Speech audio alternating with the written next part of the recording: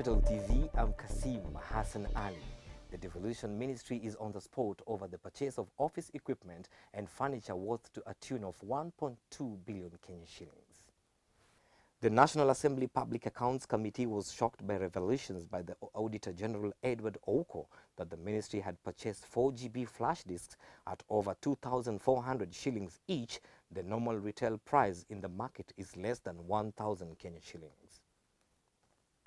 Devolution PS Peter Mangiti unsuccessfully tried to withdraw the document that his ministry officials submitted to both the Audit Office and Committee. MPs Aden Abdikadir, Bowen Kangongo and Julius Meli have called for a further probe into the use of public funds by the ministry. Na Kenya Party leader Martha Karua has called for an audit not only for the Youth Enterprise Fund but for Women and Uwezo funds as well. Karua says the case of suspected fraud at the Youth Fund cast suspicion on the other funds under the Ministry of Devolution headed by Anne Waiguru.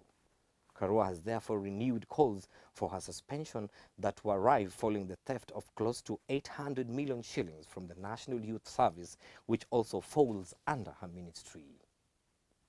We believe this pattern is now a fair representation of the state of affairs within the government, where it's now becoming apparent that people are on a looting spree.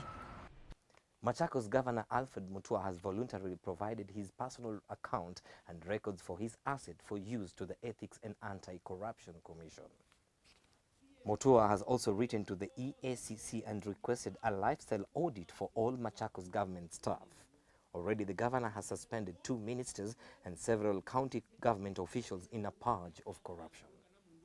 I have written to the CEO of the Ethics and Anti-Corruption Commission and requested for a lifestyle audit of all staff of Machakos County government.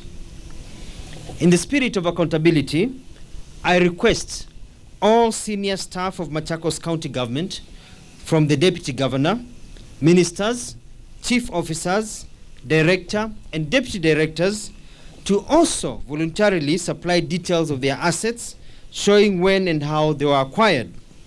They also need to give their permission for the relevant authorities to dig into their bank accounts and to study their M-Pesa transactions.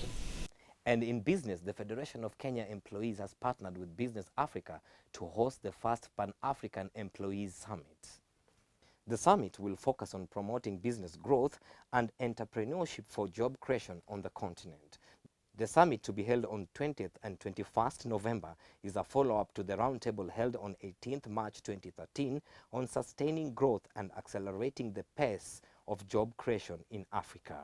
In Kenya, the overall underemployment rate is 12.7%. However, youth, who form 35% of the Kenyan population, have the highest unemployment rate of 67%. And finally, in sports, the National Sevens head coach Benjamin Ayimba is yet to name his 12-man squad for the Africa Olympics qualifier next week. Kenya has been drawn in Pool A with Madagascar, Senegal and Mauritius. Pool B features Zimbabwe, Zambia, Uganda and Nigeria, while Pool C features Tunisia, Morocco, Namibia and Botswana. The qualifiers will be held on 14th and 15th of this month in Johannesburg, South Africa. And that has been your Capital Online TV News. For more on this and other stories, don't forget to log on to our YouTube channel, Capital FM Kenya. I'm your host, Kasim Hassan Ali. Good evening.